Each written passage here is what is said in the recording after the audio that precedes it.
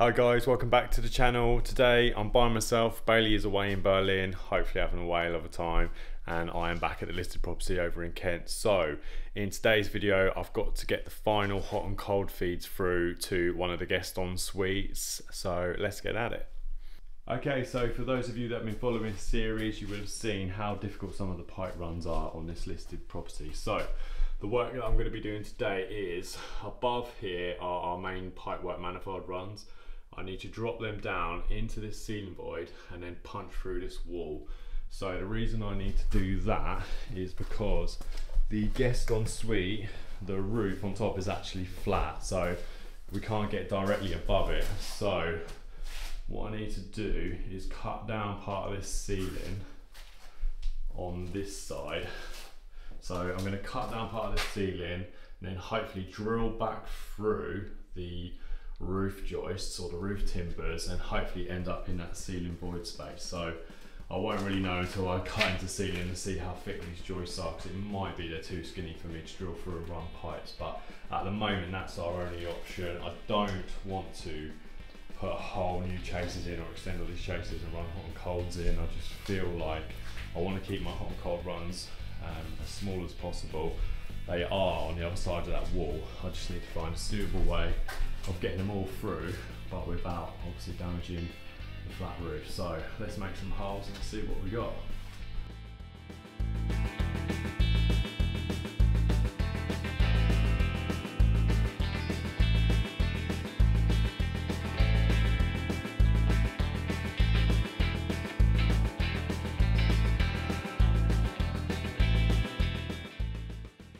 Okay, so I've cut a hole in the ceiling and I can see that the joists are deep enough for me to drill through, which is great. The bad news is they're actually running in the wrong direction. So,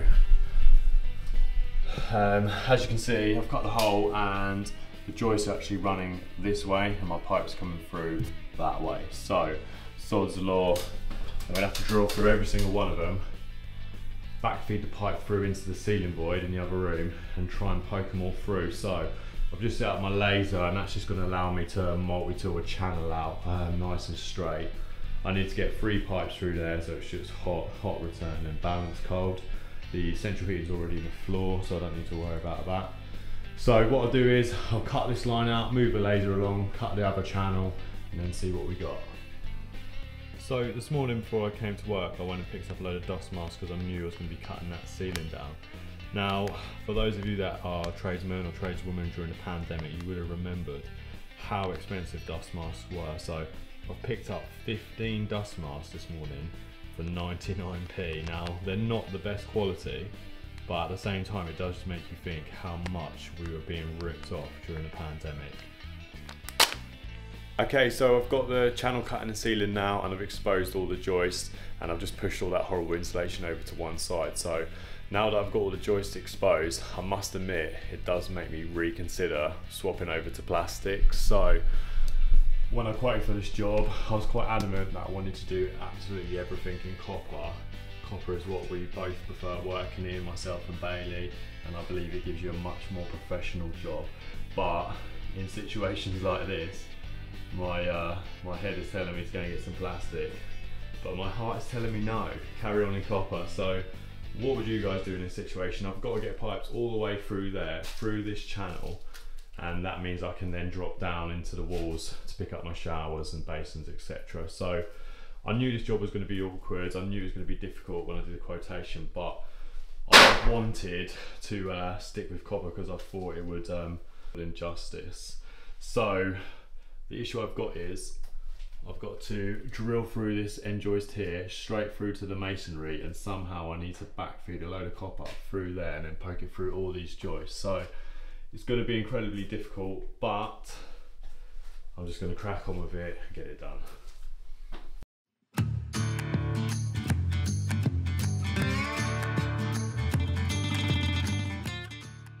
Right, we're back on the first floor joist and you can see this is the end of our manifold run here. So this here is the external wall and to the other side, just that joist height level is that flat roof. So I'll put a pilot hole through and you can see this is where we've ended up, which is fantastic. So I need to drill 3 more holes at the right diameter and then just get it piped up to here. So far it's going quite well.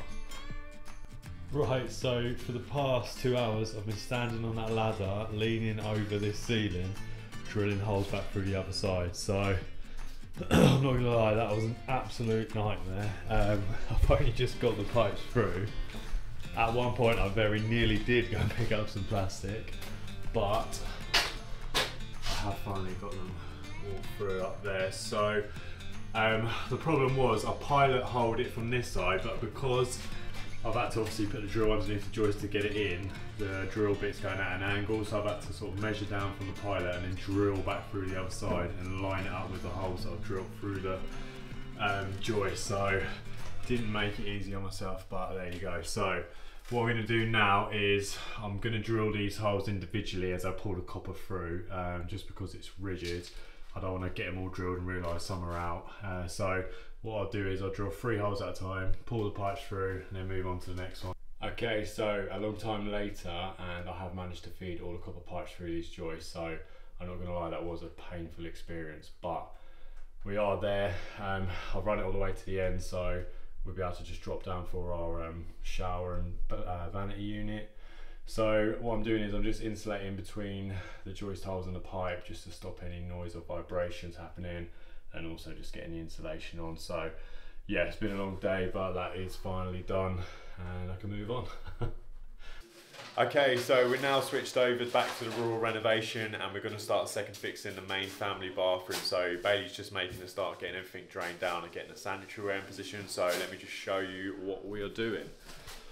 So we have got a traditional floor standing towel radiator going here on the left, and then obviously we've already first fixed the Leafroy Brook shower valve, so I just need to get the plate on, shower head, shower arm and rail, and then we've got the toilet going here on the left, so that should hopefully be quite straightforward, but the vanity unit hasn't turned up yet, so we're going to get everything done apart from the vanity unit today. So yeah, let's get cracking.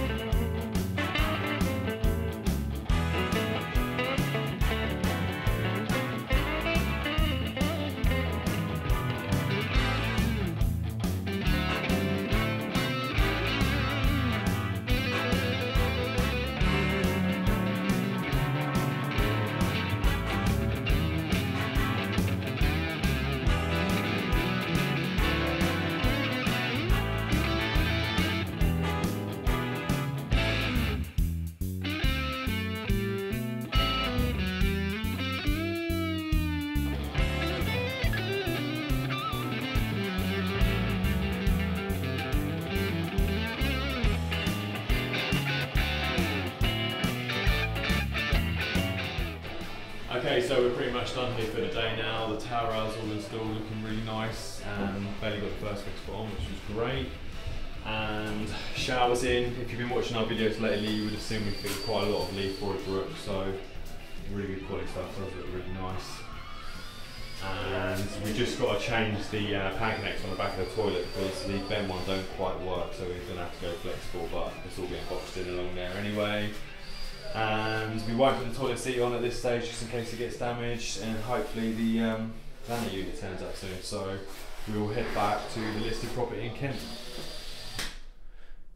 Okay, so we've dropped back in now to the listed property over in Kent, and we've got the final plans for the hot and cold feeds for the kitchen locations. So we're just getting our copper towers through, and they're going to be poking into the kitchen unit. So what I've done is I've just marked up where they need to be. So We've got a fridge freezer going here. I've been told that the cod feet needs to go a certain height, so that's about 2.2 meters high there.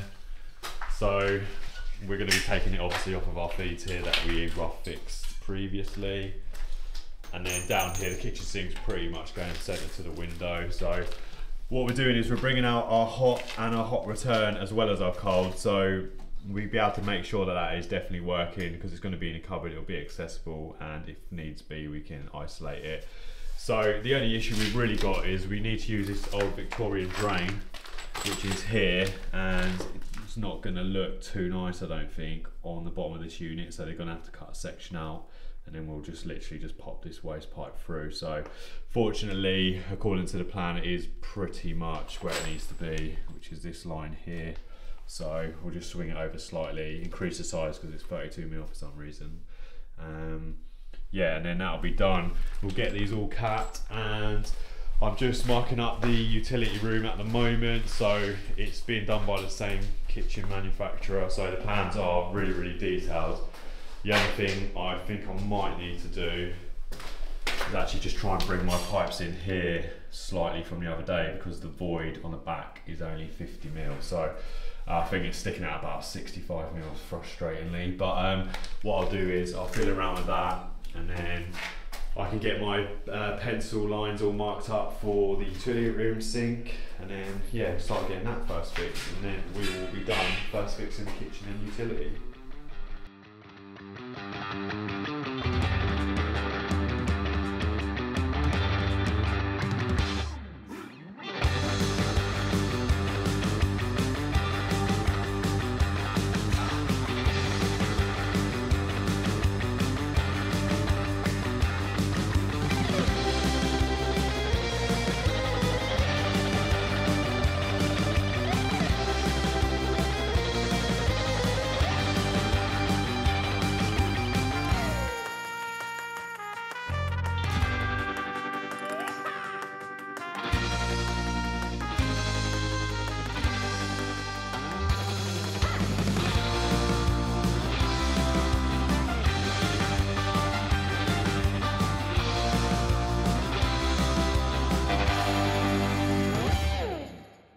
Okay, so that's us done for the utility room and also in the kitchen. So we've got everything lagged as per part L, and next week we'll be moving on to the kitchen first fix. So thank you very much for watching this video. If you haven't subscribed yet, make sure you do, and you can check out all the videos we've got coming out, and hopefully see you on the next one.